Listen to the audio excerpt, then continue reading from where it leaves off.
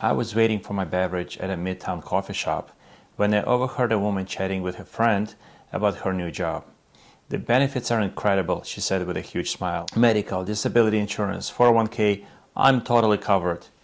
Her friend nodded enthusiastically, but a part of me wanted to lean over and say, "Congratulations. Let's make sure covered really means what you think it does."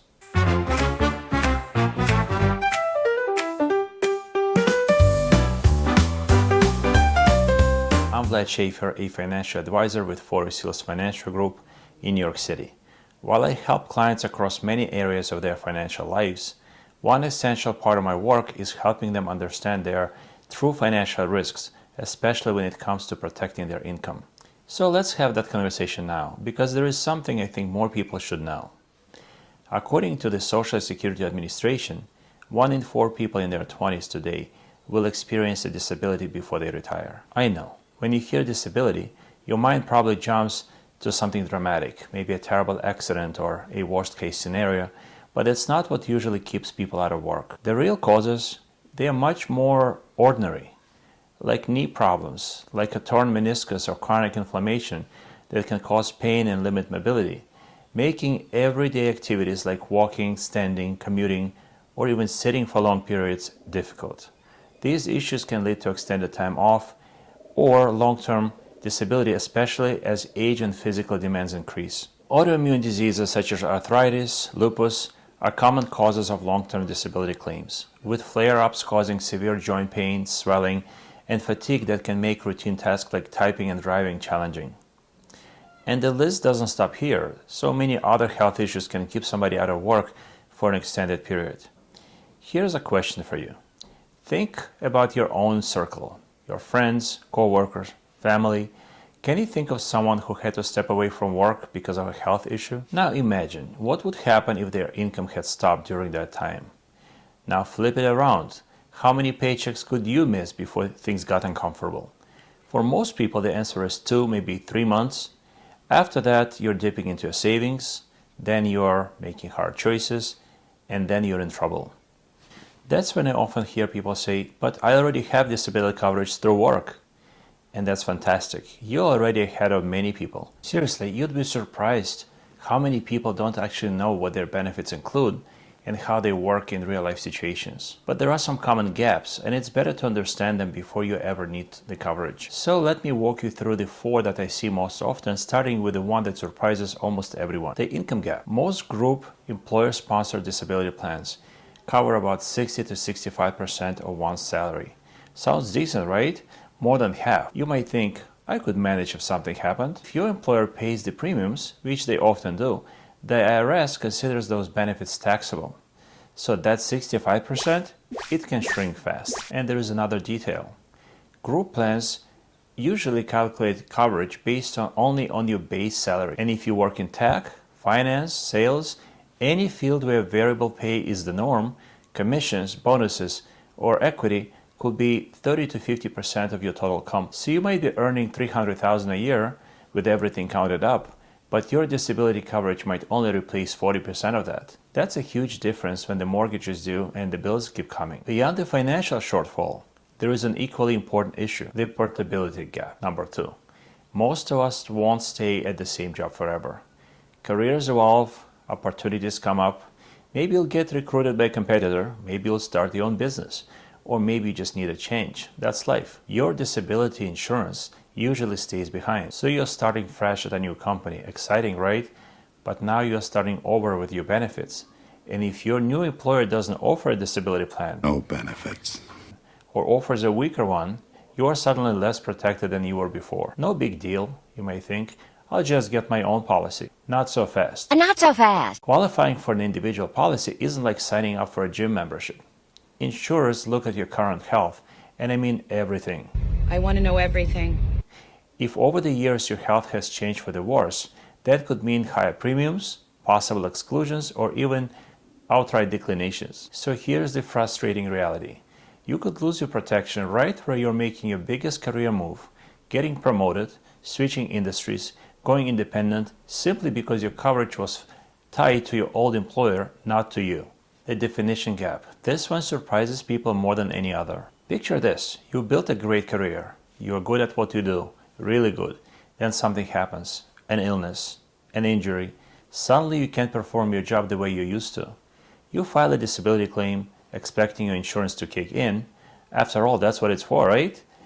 And then you get a letter saying that you don't qualify. Wait, what?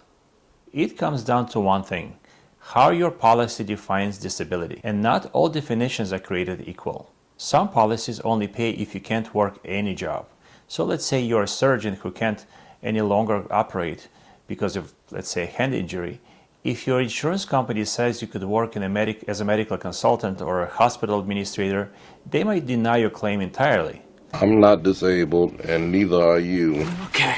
You trained for years, build your career around a specific skill, but as far as they're concerned, you can still work. Other policies reduce or stop your benefits the moment you earn any income elsewhere. The strongest policies, they pay full benefits if you cannot do your specific job, regardless of whether you could technically do something else. Here's where it gets sneaky. A lot of employer plans start out with stronger own occupation definition. Sounds great, but after 24 months they quietly switch to the stricter any occupation rules. That's when claims get denied, not because people aren't fully disabled, but because the definition changed without them realizing it. That brings us to gap number 4, the control gap. When you have disability coverage through your employer, it isn't technically yours. The policy is owned and controlled by your employer, which means the terms can change over time. Over the years, the plan could be updated, coverage could shift, benefit periods could be adjusted, or the carrier might change in some cases. The benefit might even be discontinued. Your ability to qualify for an individual policy, however, is based on your current health, not the health that you had when your employer first enrolled you. That means you could find yourself without sufficient protection just when you need it most. To understand why this matters, think of your income as an engine that drives your entire life. It builds your savings, funds your family, supports your lifestyle, and fuels your plans. Buying a home, taking a trip, contributing to retirement, covering everyday expenses. When that engine stalls, even temporarily, everything sputters. Opportunities get delayed, plans get paused, the momentum you worked so hard to build starts slipping away. So what's the solution? The answer isn't to ditch your employer plan. That's a solid foundation that you've already got. The key is layering, adding an individual disability policy on top of your group coverage to fill in the gaps that it cannot catch. And here's why it works so well.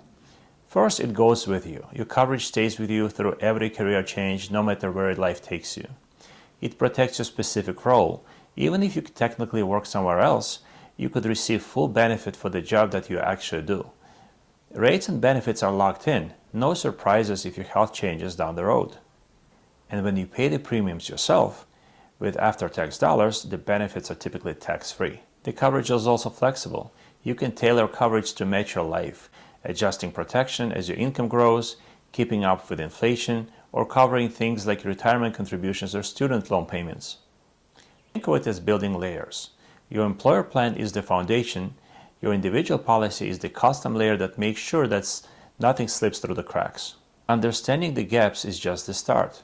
The real impact comes when the right solutions are in place, strategies designed for your life, your goals, and your future. I work with professionals, executives, and business owners to create personalized strategies using something called the living balance sheet. It lets us see your full financial picture: income, assets, risks, taxes, goals, and build coverage that actually works for you. If you're wondering whether your coverage truly has you covered, shoot me an email at vlad.shafir@fhfg.com with the subject line Protection Review. I'll take a look at your current benefits and I'll show you exactly what's protected and what isn't. No obligation, just clarity. If any of this hit home for you, here's what I would suggest. Take 15 minutes this week and actually look at your benefits. Great idea. Pull up that document you got from HR or log into your HR portal and read through it. You might be more protected than you think, or you might find some surprises.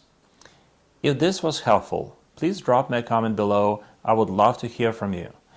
Have you ever looked at your disability coverage? Did anything in this video surprise you? Thank you for watching. I'm Vlad Shafir, and I'll see you in the next one.